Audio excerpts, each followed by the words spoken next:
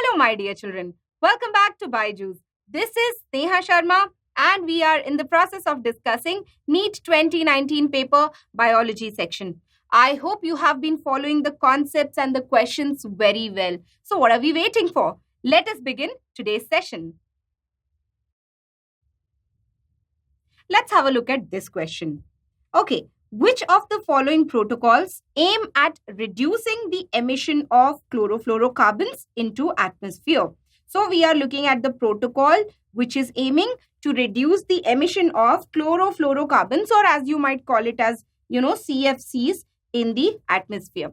Okay, let me just take you through all the protocols also when we are discussing this question. So Geneva Protocol was given in the year 1925, Montreal in 1987, Kyoto Protocol in 1997, and Gothenburg one was given in 1999. Okay, clear everyone? So here when you're talking about the reduction in the emission of CFCs, or as we can call it as basically the ozone depleting substances, this major the topic, this major discussion of controlling the emission of the ozone depleting substances or chlorofluorocarbons for that matter, this was done in under the Montreal Protocol. Okay, please remember this. Now many children get confused between the Montreal Protocol and the Kyoto Protocol. These are the two very closely related ones, but let me tell you the difference here.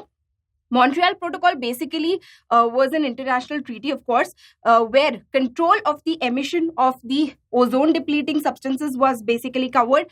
But in case of Kyoto Protocol, what was done was the reduction control over the reduction of the greenhouse gases, which basically have a heating effect on the Earth's atmosphere. Right? So that greenhouse gases control was done under Kyoto Protocol, and Montreal Protocol was basically for the reduction in the emission of the ozone depleting substances. All right, clear everyone? So you see how chronologically also I have tried to arrange this for you. Now let's just go and quickly revise what each protocol had to say about, right? Or what it had to be to portray. Okay, so first, Montreal Protocol, it's basically an international treaty designed to protect the ozone layer by reducing the production of emittents that cause ozone depletion. Now, ozone depletion is basically a very important point. Now, I want to tell you, actually, looking at this picture here, that researchers at British Antarctic Survey, etc., and with the help of NASA, of course, what they did in 1985 was that they discovered there is actually a very huge gap that has been created in the ozone layer, especially over the Antarctic pole.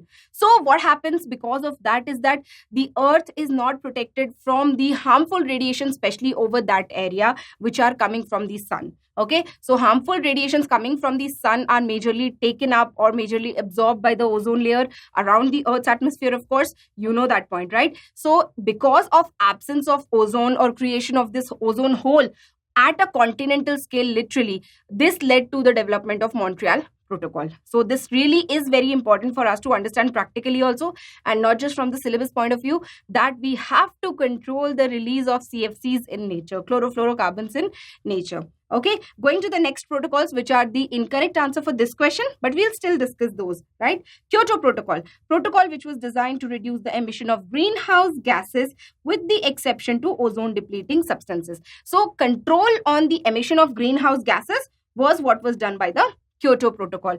Going to the Geneva Protocol, because it was done in Geneva, so hence Geneva Protocol.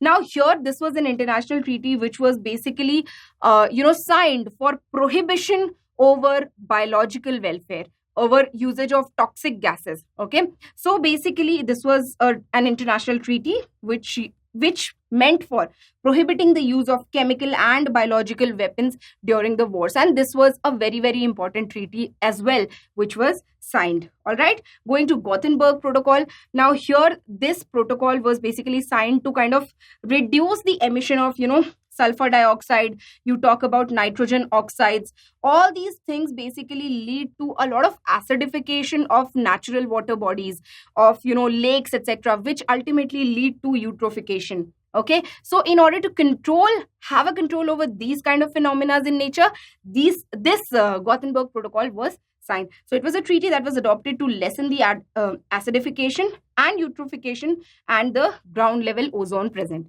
Clear, everyone? So the right answer for this particular question is going to be option B, Montreal Protocol. Due to increasing airborne allergens and pollutants, okay, we are talking about airborne allergens and pollutants, many people in urban areas are suffering from respiratory disorders like wheezing. Okay, what is wheezing as you understand it? Let me not use any technical terms here and just explain it to you in a very simple form. Wheezing is basically that difficulty in breathing where you feel you're putting in a lot of pressure and force to breathe, but your breath is actually not deep, right? That is what is wheezing. Okay, so here we are talking about increasing airborne allergens and pollutants, which are causing this kind of respiratory wheezing, etc. Okay, now let me actually remind you why does this happen. This basically happens due to these small pollutants, or we can call them as particulate matter of size, less than 2.5 micron. Let me write it down here, right? So we call them as this when we check for it ecologically with respect to various controls that are happening, that are created by the government bodies as such, so we call it as PM 2.5. Okay, so please remember it this way. So when we say that the size, when particulate matter lesser than 2.5 microns of size are taken in, these are the ones which causes maximum problem with respect to breathing. Why? Because they cause literally inflammation of the bronchi, bronchioles and all these places which help in taking up of the oxygen and the air, basically oxygen rich air, and take it to various different parts of the body, right? So ultimately the right answer, as you must have guessed it by what I'm saying, is going to be option C. Okay, now let us see why exactly the remaining options are not correct here. Reduction in secretion of surfactant, yes, it does cause problem with breathing, etc., but this is not caused due to the pollutants here or particulate matter. This is usually a genetic disorder, okay, which leads to, of course, COPD, chronic obstructive pulmonary disease condition. Okay, but more importantly, it basically leads to buildup of fluid, etc., because of reduction in the surfactant as such. It is a reduction in the secretion of surfactant as such. So this option is the reason why I rejected this option was just what I explained. Okay, talking about the second option, benign growth on mucus lining of nasal cavity. Let's assume that this benign growth is basically cancerous. So this cancerous growth can happen because of any reason. It can be due to mutagenic agents, be it physical or chemical for that matter, or it can even be due to the activation of the cancerous genes that we actually already have, just that they are silent in nature, just that they are not expressed as such. Okay, then coming to option D, proliferation of fibrous tissue and damage of the alveolar wall. Yes, this also leads to basically reduced breathing and wheezing, etc.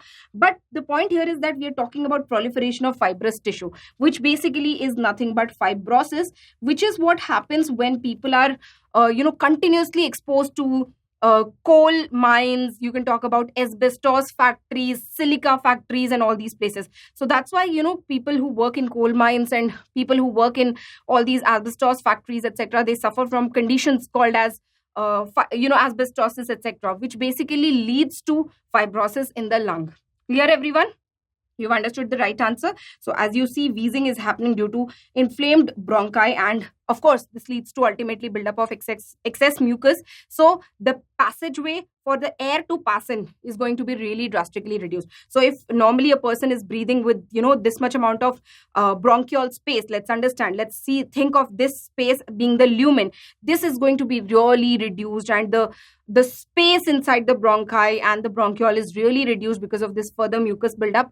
And obviously if the space is reduced, how do you think air would really enter? No matter how much force you try to put, the amount of air that you can actually derive out of each breath is going to be very, very less. And that's exactly how we explained you the wheezing concept, right? So the right answer for this particular question is going to be option C, inflammation of bronchi and bronchioles. From evolutionary point of view, retention of the female gametophyte, all right, with the developing young embryo on the parent sporophyte for some time is first observed in.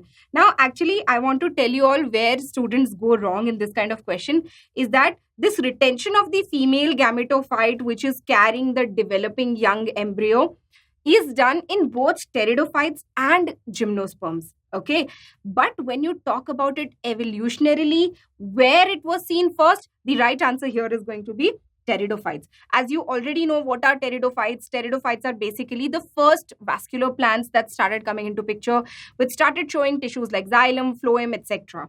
Okay, yes, very important point. And gymnosperms are the ones which has the seed habit. So pteridophytes, in fact, in this particular chapter of plant kingdom, you must have studied a lot about the seed habit, right? And who, or rather which plants are the ones which were the most important in being precursors to the seed habit? The right answer to that is pteridophytes, right? So the same story goes here. This whole concept of retention of the female gametophyte with developing young embryo on the parent sporophyte, this was first shown by pteridophytes. Clear, everyone? Yes. So just to remind you, gametophyte is usually going to be the haploid one and the sporophyte is usually going to be the diploid one.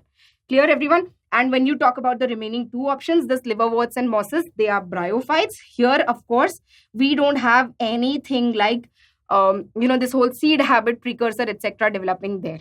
Clear, everyone? Yes. So if you look at this beautiful chart showing the evolution of plants, you know how algae came into picture first, and then came the bryophytes, which were the amphibians of the plant kingdom. Then came pteridophytes, which had the, or rather which shows the precursor of seed habit. They're the first vascular plants. Then came gymnosperms. They basically had naked seeds or naked ovules. And then came the final flowering plants, that is your angiosperms. Clear? Yes. So when you talk about the retention of female gametophyte on parent sporophyte for quite some period of time, this is considered as as I told you, in terms of evolution, this is a very important point because this is what serves as the precursor to the seed habit. So you see that the gametophyte is going to be retained on the parent sporophyte. Yeah, this was first seen in pteridophytes, and hence the right answer to this question is going to be option D, pteridophytes. What is the genetic disorder in which an individual has an overall masculine development, gynecomastia, and is sterile? Okay, so when we look at these particular conditions and out of the given options, when you look at, that Down syndrome and Edwards syndrome are basically autosomal disorders, whereas you talk about Turner's and Klinefelter's, these are the allosomal ones, or the ones which are associated with the sex chromosome. So obviously, when you talk about the masculine development, gynecomastia, and individuals being sterile, these are all going to be usually associated. Usually, I'm saying because they are obviously, some of the symptoms are all obviously going to get associated with other autosomal disorders also as a matter of development, as a defect in development. Okay, but when you talk about outrightly these conditions where the individual has masculine development, what does that mean? They basically have a male-like development. Their body structure is kind of little bigger than the females. They are much stronger as such, right? But at the same time, they do have the presence of breast, which is a female characteristic, right? So small sized breasts are there in case of these male appearing individuals, right? So this condition of presence of breast in these masculine individuals is what is called as gynecomastia. Okay, and sterility is obviously coming because of lack of being capable of reproducing. So these all conditions are associated with the defect in the sex chromosome, and specifically speaking, the one where where this resembles the most in the syndrome, it's going to be the Klinefelter syndrome. This is the syndrome where the individual suffers from XXY kind of genetic makeup instead of just XX or maybe XY. Right? Instead of being just a female or a male, these individuals have characteristics of both, and that is what the dilemma is here. Okay, you all are clear with this particular concept here. Here, I also want to tell you why exactly gynecomastia and these kind of things happen. This is all happening because of basically an imbalance in the ratio of the hormones like, estrogen and androgen. Okay. Obviously, estrogen being responsible for the female characteristics here and androgen being responsible for the male characteristics. So because there is an imbalance of these two hormones, it leads to development of breast, it leads to masculine development, and of course, the individuals being sterile. But let's of course go through each one of these syndromes that are given here in this particular question, and let's try to revise it. Okay, so here is an individual which represents an individual suffering from Klinefelter syndrome. These individuals, like I told you already, are going to have their sex chromosome makeup as XXY. The autosomes are going to be normal, which is 44. Okay, so when you look at the karyotype, you see here in this particular case, you see that there is a non-disjunction of the sex chromosome that has happened, and that is why this individual has two X chromosome and a Y chromosome, which shouldn't have been the case. Yes, so these individuals have chest hairs, fewer chest hair. There is development of breast, which is what is called as gynecomastia. There is development of pubic hair, and the testicles are smaller. Okay, so obviously these individuals are going to be sterile individuals as such. Now I go on to the Down syndrome. Down syndrome is basically a problem with the autosomes. It basically happens due to the trisomy of the 21st chromosome, which is an autosome. Okay, so these individuals, this is an image of a child who is suffering from Down syndrome. We have to be very compassionate towards them, because this is not their fault that this kind of genetic mistake has happened, right? These are the individuals who have like a smaller built head as such. Their eyes look to be quite far apart from each other. They usually have their tongue protruding out. Their mouth is usually open, and they have a Mongolian appearance. So earlier it was also called as Mongolian idiocy, which is a very unfair kind of term, but yes, that is how it was referred to earlier. Okay, let me tell you something very interesting and very important for you to know, that this there is this something called as World Down Syndrome Day that is celebrated in order to, I'm using the word celebrated because this is to spread awareness about these kind of children who are suffering from this kind of disorder, but are trying their best to kind of learn the best things in their life, whatever they can, at whichever speed. So when do you think this World Down Syndrome Day is celebrated? It's celebrated on 21st of March. So do you understand why? Because it is 21st chromosome. Yes, this is so interesting and so thoughtful that I'm actually getting goosebumps when I'm speaking about this. We all need to be really aware of these kind of things that are happening around us. Okay, so third is the month March, representing the March month, right? So trisomy or 3 copies of the 21st chromosome is why we celebrate Down's Syndrome Day on 21st March. Okay, so maybe you can spread the word to other students who don't know this point. All right, going ahead now, Turner syndrome. Okay, so Turner syndrome is also a sex chromosome associated disorder where the female actually has only one X chromosome, and because of this there is an absolute underdevelopment of the physical status as well as the hormonal status of that particular female.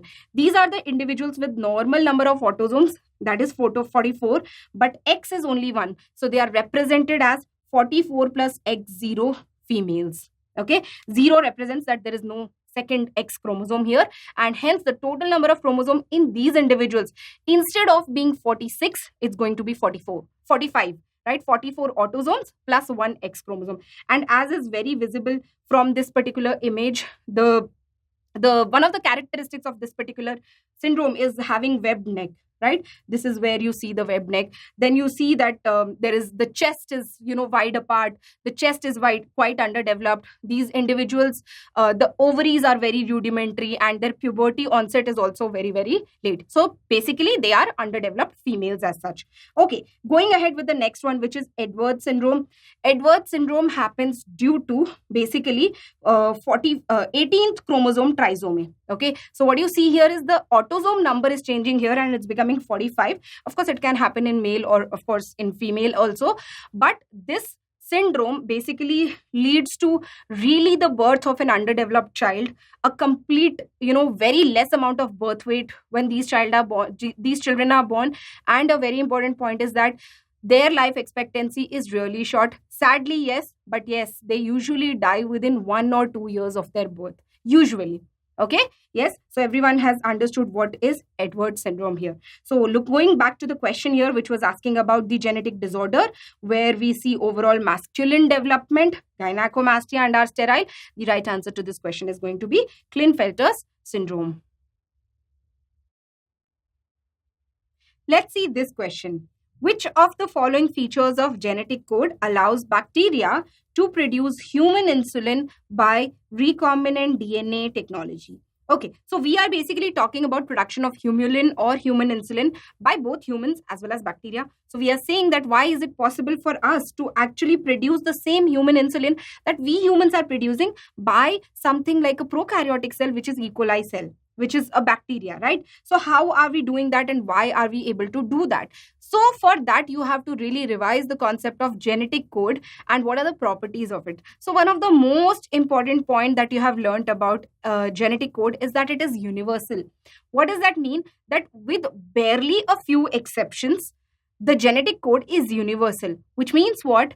A codon, if it codes for a specific amino acid, it's going to be the same for a prokaryote as well as a eukaryotic cell, and be it any kind of eukaryotic cell, be it any kind of prokaryotic cell, right? So all the organisms, when we look at their codons, most of the times what happens is that each codon is responsible for production of a specific amino acid, and this is valid universally.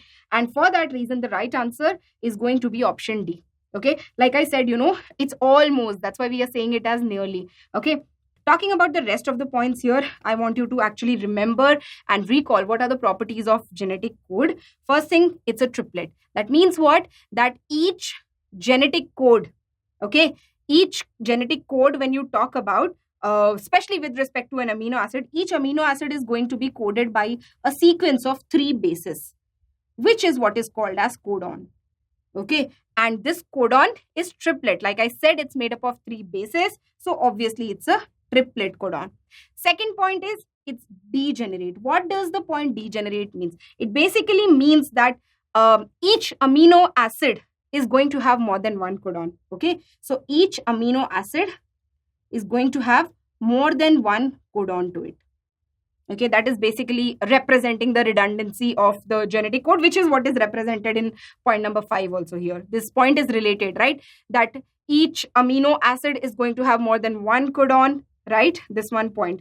Then we go on to punctuation. Genetic code has no punctuations. What does it mean? That every time you read a sequence of triplet codons, there is no space between them. There is no comma between them. There is no punctuation between them. It's only going to be continuously read as a sequence of 3 base, 3 base, 3 base, 3 base, and 3 base, like that. Okay. And when it is not happening, then obviously it's a mutation. Okay, coming to this point about the fact that it is universal, like I told you that it's nearly universal, where each codon is specifically going to code for a specific amino acid. And this is going to be valid for a prokaryotic cell, a eukaryotic cell, universally to each organism. Clear? And for this reason, we are able to clone the human insulin gene into the bacterial genome and then produce multiple copies of it, because that is what we are trying to do with the help of recombinant DNA technology, where we are scaling up something that we really need for medicinal purpose. Yeah. So human insulin or humulin is produced using E. coli bacteria because genetic code is universal. All right. So the right answer for this question is going to be option D. Match the following organisms with the products they produce. So this is a very straightforward kind of a match the following type of question. You have been given 4 organisms here: Lactobacillus, Saccharomyces cerevisiae, Aspergillus niger, and Acetobacter aceti. You need to match it with the products which are given in column B here. Lactobacillus is a bacteria. Saccharomyces cerevisiae is an yeast, right? That means it's a fungus. Aspergillus niger is also a fungus, it's a mold, and Acetobacter aceti is a bacteria.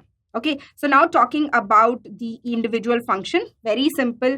Lactobacillus is responsible for formation of curd. Why? Because it can basically partially digest the milk protein as such, leading to the formation of curd or coagulation of milk also. Okay, going to Saccharomyces cerevisiae, it's basically yeast. We also call it as baker's yeast. And in fact, those people who do baking at home would know that this is, present in the granular form in the market, and we buy it and keep it at home also in order to ferment and make bread and cake, etc. at home. Okay, so it's used for bread making. Yeah. Then talking about Aspergillus niger. Aspergillus niger is basically a mold. It's a fungus. It's used for the industrial production of citric acid. And the fourth one, which is Acetobacter aceti, is used for production. As the name is saying, this is a bacteria and it's used for the production of acetic acid, from which vinegar is actually derived. Yes. Then there was another option that was given, but there is no match available to it, which is basically cheese. When you especially talk about the Swiss cheese, it's basically fermented and produced by a bacteria named Propionibacterium shermani. This is a very important point from exam point of view, even though this doesn't have a match here in this question. But please remember, it can come in exam anytime. Yeah. So the right answer, if you try to now create a match, is going to be Lactobacillus to curd, Saccharomyces cerevisiae to basically bread. Then we have Aspergillus niger to obviously citric acid itself here. Yeah. And then Acetobacter aceti to acetic acid, which is option D. So the right answer here is going to be option C, which says A2, B4, C3 and D5. DNA precipitation out of a mixture of biomolecules can be achieved by treatment with. So we are looking at DNA precipitation.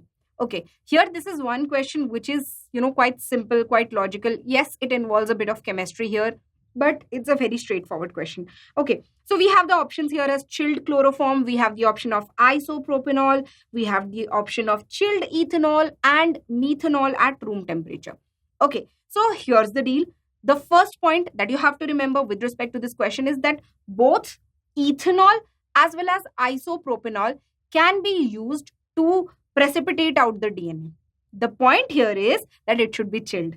Okay, because one of the option doesn't have the mention of chilled or low temperature or cold, we are going to reject this, partially correct option, and hence we are going to choose the right answer as option C, that is chilled ethanol. Let me explain you what happens here. When you have like a sample preparation of, the mixture of cells where you want to isolate the DNA from, you're going to take the cell, you're going to dissolve it with, whatever solutions you need to put. And the most important component, I'm going to talk about two major components here. One is obviously going to be the chilled ethanol or isopropanol, and the other one is going to be a salt solution. Okay. Salt is usually used to denature out the protein so that they don't interfere with DNA extraction. Okay. So you have your sample preparation. You're going to lyse the cell. You're going to dissolve the cell wall if it's a, cell wall bearing structure, and you're going to then dissolve the cell membrane by whichever chemicals you're going to use for specific reaction taking place there. So cell lysis has also happened, protein removal has happened. Now what happens is, just think of it carefully. Water is a polar solvent, right? DNA is also polar. So they basically solubilize in each other. But when we add a chilled ethanol or, chilled isopropanol, what happens is that this ethanol or isopropanol is, compared to water, lesser polar in nature. Yes, do you all agree with me? It is polar. Alcohol is also polar solvent, but it is much lesser polar in comparison to water, of course. So what happens is that this kind of difference, what it does is that it triggers the formation of ionic bonds between the salt that I told you, which is obviously going to have sodium ion, Na+, yes, along with what is the charge of DNA? What is the charge on the backbone of DNA? It is negative, right? Because of the presence of phosphate group, right? So what happens is that this ethanol or isopropanol triggers the formation of the ionic bond between sodium and phosphate. It can be a different salt, but let's just take that, think or take it hypothetically that in this reaction we have taken sodium chloride, and that is usually what happens even normally in the laboratory condition. Okay, for specific reactions we might use some different salt, but here the most relevant salt that we use is sodium chloride. Okay, so sodium chloride, from there the sodium has come, and from the backbone of DNA the phosphate is going to be there, and this is going to trigger a proper ionic bond formation which will allow the phosphates obviously to be aggregated together and with the sodium, and this is going to allow the whole DNA to come together as a clump, to come together literally like a white cottony thread. When you look at the test tube where in the solution when you add chilled ethanol, I'm telling you that this is actually a visible reaction. You actually see these beautiful cottony, candy floss kind of threads that are forming of the DNA because of precipitation reaction. Okay, and of course after centrifugation and maybe small slowly taking it out of the test tube, you can do that and then centrifuge it for purification, etc. But the point here is that you need to use chilled ethanol or chilled isopropanol, because if you use the ones that are at room temperature, it might even lead to denaturation of DNA. Okay, clear everyone? So I'm sure right now you've got the right answer. It's going to be chilled ethanol. Let's see this question. Thiobacillus is a group of bacteria helpful in carrying out. So this is basically a fact-based question where you have learned in detail about nitrogen cycle, right? So Thiobacillus is basically that group of bacteria which converts nitrates and nitrites to nitrogen, which is obviously going to be released into the atmosphere. And along with Thiobacillus, there is another bacteria that you've learned about. It is Pseudomonas. Yeah. So the right answer to this question is going to be denitrification. So Thiobacillus is a group of bacteria which is helpful in carrying out denitrification process. We'll talk about nitrogen fixation, chemoautotrophic fixation also, and nitrification. So first thing, denitrification, like I told you, it's performed by bacteria like Pseudomonas and Thiobacillus, wherein you are going to convert, not you, but the bacteria are going to convert nitrates and nitrites into nitrogen, and this is obviously going to be released out to the atmosphere. Yeah. We go on to the next incorrect option that was given there, which is nitrogen fixation. What is nitrogen fixation? It is basically that process where you are going to fix atmospheric free nitrogen, which is difficult for the plants to kind of utilize it directly from the atmosphere. So it is converted into utilizable forms like ammonia, nitrites, and nitrates. And this can be done by multiple bacteria. For example, you can bacteria or organism, you can talk about Rhizobium, Anabaena, Nostoc. Some of them show symbiotic association. Some of the nitrogen fixing bacteria might show non-symbiotic nitrogen fixation as well. Yes, we go on to chemoautotrophic fixation. What is the meaning of chemoautotrophic? When we say something is autotrophic, what does it mean? It basically means that that particular organism is capable of synthesizing its own organic molecule, right? But it uses some chemical as the source of energy. The point here is that it's not using light. Otherwise, we could have called it as the way you have learned about the most basic part of it. That is, it can be called as photoautotrophic if the organism is using light energy as the source of energy. But if these autotrophic organisms are using inorganic chemicals, we call them as chemoautotrophic organisms. Okay. So chemoautotrophs are able to synthesize their own organic molecules from the fixation of carbon dioxide, yes, but the energy source, like I said, is going to be any inorganic molecule. You can think about iron bacteria, sulfur bacteria. Yeah, all these bacteria are examples of chemoautotrophs. Yes, this whole thing is known as chemoautotrophic fixation. We go on to the last option that was given, which was nitrification. What is nitrification? It is basically performed by Nitrosomonas and Nitrococcus, etc.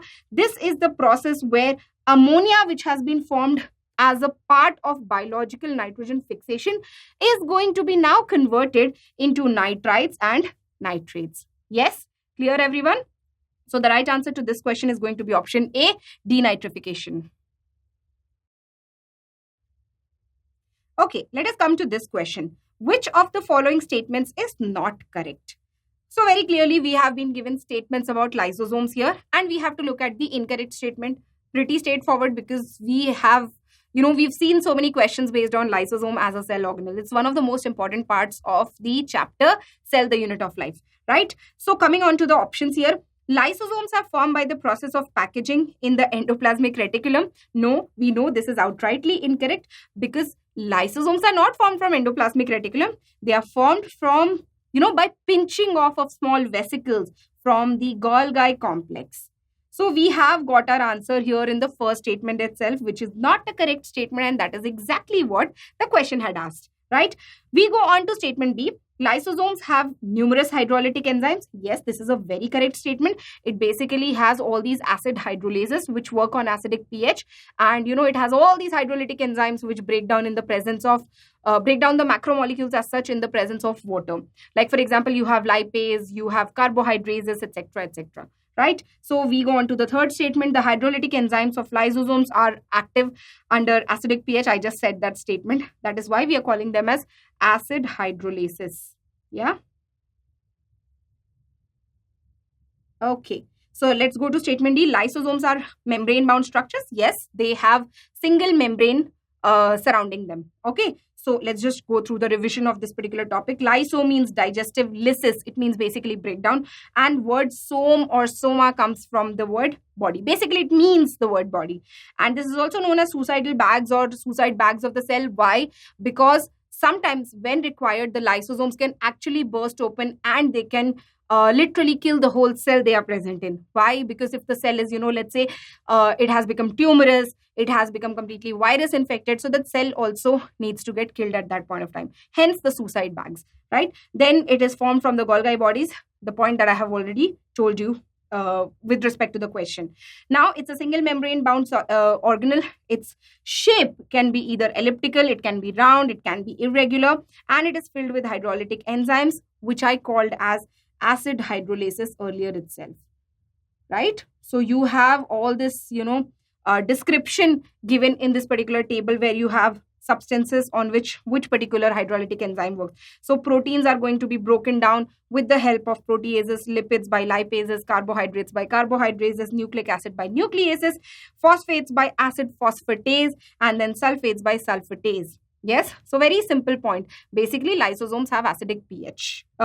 Basically, lysosomes have enzymes which are working at acidic pH. They have acid hydrolases, right? So the right answer for this particular question is going to be option A. Let's see this question. Select the incorrect statement. Okay, so this is a question about inbreeding. What is inbreeding? Inbreeding is a process where you actually carry out breeding between highly closely related individuals within the given same breed for over 4 to 6 generations. Okay, so here are certain points that are given about inbreeding, and let's see which one is correct and which one is incorrect. So inbreeding helps in accumulation of superior genes and elimination of undesirable genes. Okay, then the second statement is inbreeding increases homozygosity. Yes, this is a fact. Then going on to the third statement, inbreeding is essential to evolve pure lines in any animal for that matter. And the last one is inbreeding selects harmful recessive gene that reduces fertility and productivity. So no, this statement is outrightly incorrect, because I'll tell you why. When you are actually carrying out inbreeding, it does not select the harmful recessive gene, it in fact removes the harmful gene, because you are doing a recombination, or rather mating within the given limited pool. So this leads to formation or accumulation of homozygosity for that matter.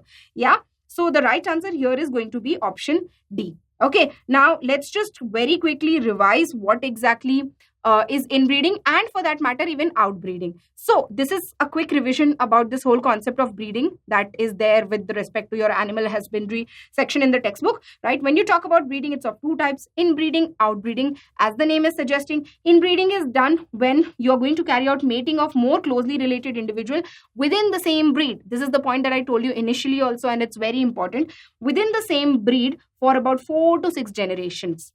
Okay, and outbreeding is going to be breeding between completely unrelated animals. Now here, when we talk about unrelated animals, it can be at different levels. So based on that, outbreeding can be of further 3 types. It can be of outcrossing, it can be a crossbreeding, or it can be a interspecific and interspecific hybridization. So first thing is outcrossing. What is outcrossing? When mating is going to happen between unrelated members of the same breed, right? This is called as outcrossing. When you talk about crossbreeding, that in itself explains that you are going to choose 2 different breeds here. So mating of superior male of one breed and superior female of another breed is when it is going to be called as crossbreeding. And if at all you go for interspecific hybridization, what does it mean? You're going to carry out hybridization artificially between 2 different species. Interspecific, between 2 different species, right? And by definition, the species cannot interbreed naturally. Species by definition are those individuals or those group of individuals which can interbreed within themselves and not outside the species. Yeah, so that is why I said that this is going to be an artificial process. So it is going to be the mating between members of 2 different species. For example, production of mule by the cross of donkey and horse. Yeah, That is example of interspecific hybridization. So coming to the point of inbreeding or inbreeding here, inbreeding helps in accumulation of the superior genes and elimination of undesirable genes. That's why I told you that it basically leads to the removal of the recessive, harmful, undesirable gene by creating a pure line, by creating a homozygous continuous line of individuals by repeated breeding, right? Of course, inbreeding increases homozygosity and it is essential to evolve pure line in case of any animal. Hence, the right answer for this question is going to be option D. Select the correct sequence of organs in the alimentary canal or the digestive system of cockroach starting from mouth. Okay. So the question is quite straightforward. It is very simply only asking about the paths or the sequence of the organs, that is where the food is going to actually pass through. Okay, so now when you look at the alimentary canal of the cockroach, you know from mouth, the buccal cavity, the food leads into pharynx as such, followed by its travel into esophagus, then it goes into crop first, right? And then it goes into gizzard. So we don't have to just look at the location of the alimentary canal and its various parts. We have to look at the flow of the food also. Okay, so from pharynx, it goes on to the esophagus. From there, it goes on into the crop. Very important point. But here you have to remember that crop is only going to temporarily store the food. From there, it goes on to the gizzard where the actual mechanical grinding of the food is going to happen for cockroach. Okay. After that, it basically leads into the ileum, right? And then it's going to lead into colon and then finally rectum, where it is going to be temporarily stored and then thrown out of the body of the cockroach. So very straightforward and a very simple flow kind of a question. The right answer to this question is going to be option B. Consider the following statements. So this question is from the chapter Biomolecules, the section of enzymes. It's a very important topic altogether from exam point of view. And of course, from practical point of view also, because that makes a lot of sense how exactly things are working in our body with respect to enzymes. Yeah. Okay. So there are two statements given here. Coenzyme or metal ion that is tightly bound to enzyme protein is called prosthetic group. Yes, this is a correct statement. Yeah. So coenzyme can actually be tightly or even loosely bound. But if you look at the statement here, it's not talking about it's a strict condition or anything like that. It's just simply saying that coenzymes or metal ions that is tightly bound to the enzymes are going to be called as prosthetic group. Yes, because prosthetic groups are those groups which are very tightly bound to the proteinaceous part of the enzyme. That is how you define them, right? Okay, going on to statement B, a complete catalytic active enzyme with its bound prosthetic group is called apoenzyme.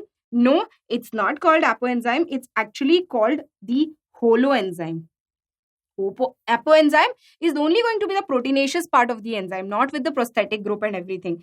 Okay, so we have statement A as correct and statement B as incorrect one.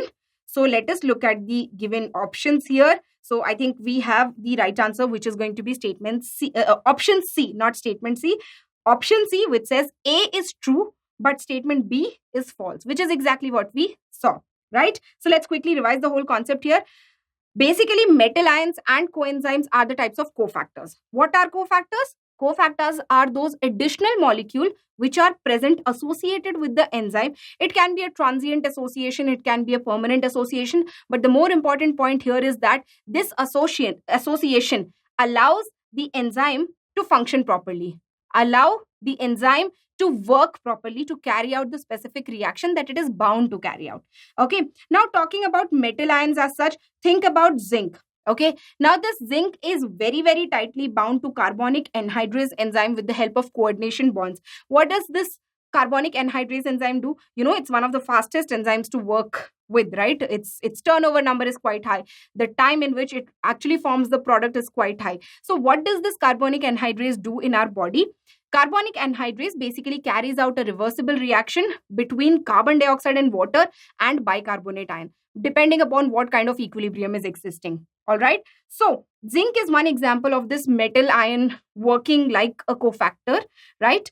And the second type is going to be your coenzymes, where, for example, think of lactate dehydrogenase, where NADH works as the coenzyme here. We should call it as coenzyme more specifically speaking. So coenzymes are usually organic in nature. They are bound to specific enzymes. Whichever, enzyme is going to work, it might have a specific kind of a cofactor there or coenzyme there.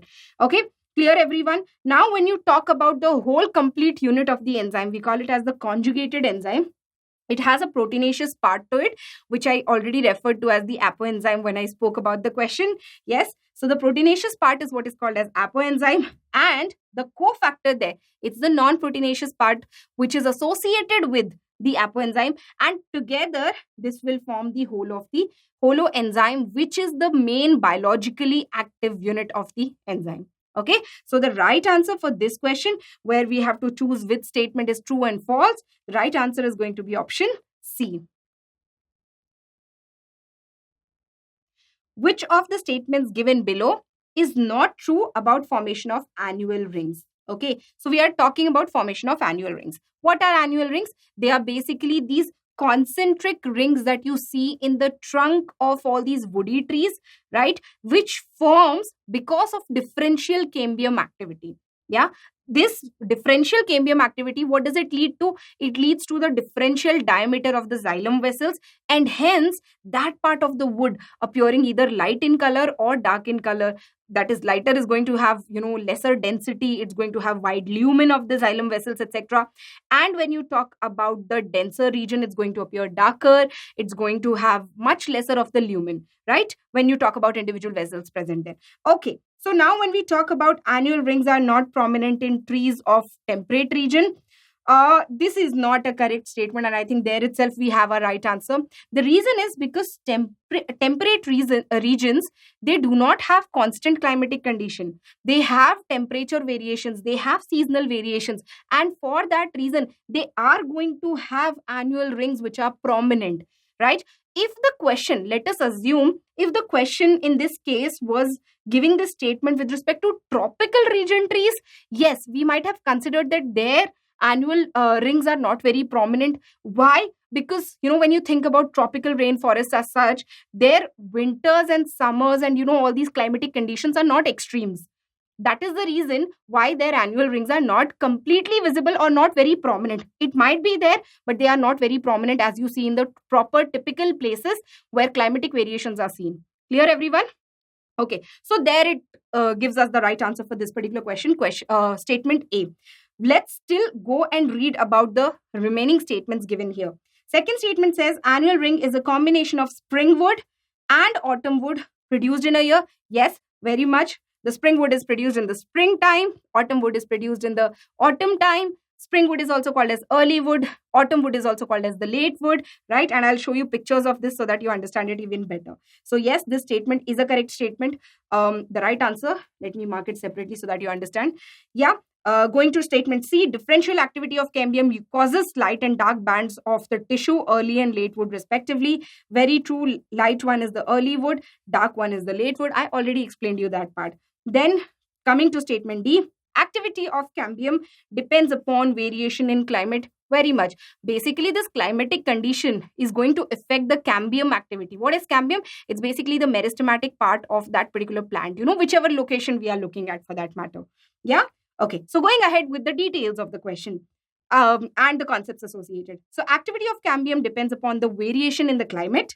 Annual rings are not prominent in trees of temperate region because in temperate regions, the climatic conditions are not uniform throughout the year. So this statement is an incorrect statement. What is going to be the right statement? You have to understand annual rings are going to be very, very prominent in case of trees that are existing in the temperate region.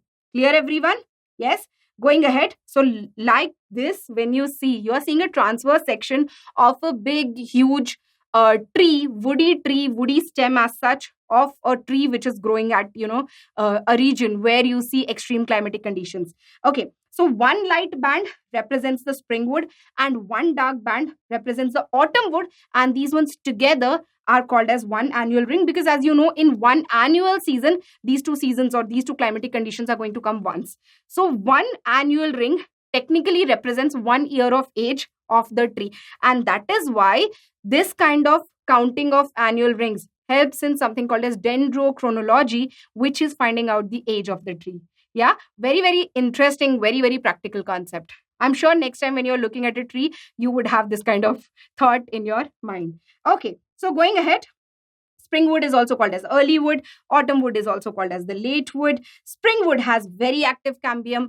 The autumn wood has very, less active, not very, I should say less active cambium. And this is why the spring wood appears lighter in color and autumn wood appears darker in color. And for this reason, the right answer for us for this question is going to be option A. Which one of the following statements regarding post-fertilization development in flowering plants, we're talking about angiosperms here, is incorrect? So we have been given 4 statements here. We have to look for the incorrect statement, okay, with respect to the post-fertilization event or development. What is post-fertilization development? We are talking about the time after the fertilization event has happened. So after that, whatever changes are happening in the ovule and the ovary, that is what we are referring to in a flowering plant. Okay, so let's look at the statements here. First statement, ovules develop into embryo sac. You know this is outrightly false. Ovules, they do not develop into embryo sac. How can ovules develop into embryo sac? They basically after fertilization develop into the seed. Yes. Okay. Now you might be thinking that ovule in itself has embryo sac. So why am I, smiling over it, and why am I thinking that it is forming an embryo sac? Because we are clearly talking about the post-fertilization event. We are not talking about the pre-fertilization event. And for that matter, in fact, this ovule, basically only one of the, few cells will mature into megaspore mother cell, which will form the female gametophyte or the embryo sac for that matter. Yeah, but we are clearly talking about post-fertilization event. And after fertilization has happened, how will embryo sac formation take place, right? Because the embryo sac in itself has the the second fertilization going on, that is secondary nucleus going to fuse with the second male gamete, and the first fertilization event which will lead to the fusion of the egg cell along with the first male gamete. So all this is going to happen during the fertilization event, and after that seed development is going to take place. Yes. Okay, so there we have got the right answer to the question. Talking about still the remaining statements here, ovary develops into fruit. Yes, this is exactly what happens. Then zygote develops into embryo. Very much true. And central cell develops into endosperm, which is the nutritive tissue. Yes, so this statement is also true. Let's very quickly revise the whole concept behind this question. So when you talk about the double fertilization event, which is exactly what is the characteristic of the angiosperms, or you can call it as the flowering plants, what happens here is that the first male gamete fuses with the egg to give rise to zygote, which will later on develop into the embryo, like the question was also saying. Yeah, one of the statements, of the given question was saying this. So this statement is correct. Okay. Then we go on to the male gamete, the second male gamete. This is the second male gamete. This fuses with the secondary nucleus, the central cell we are talking about of the embryo sac. Yes, this fuses and gives rise to primary endosperm nucleus, which is going to be triploid. And this is what this second fertilization, because it involves a fusion of 3 nuclei, we call it as triple fusion. And the first one is simply called as syngamy.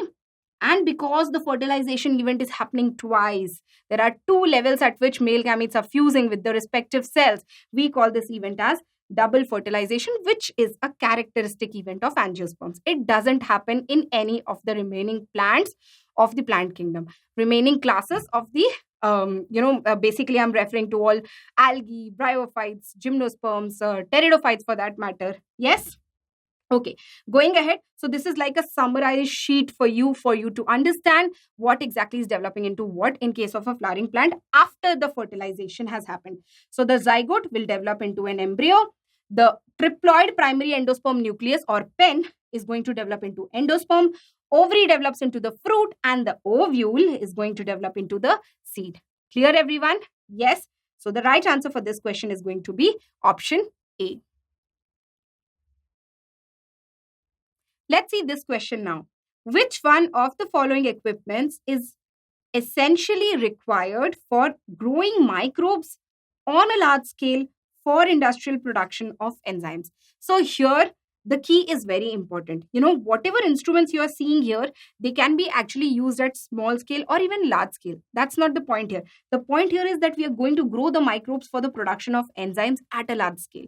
So we are talking about an industrial use of these particular microbes. We are talking about enzymatic production, which is very, very essential for various different industries.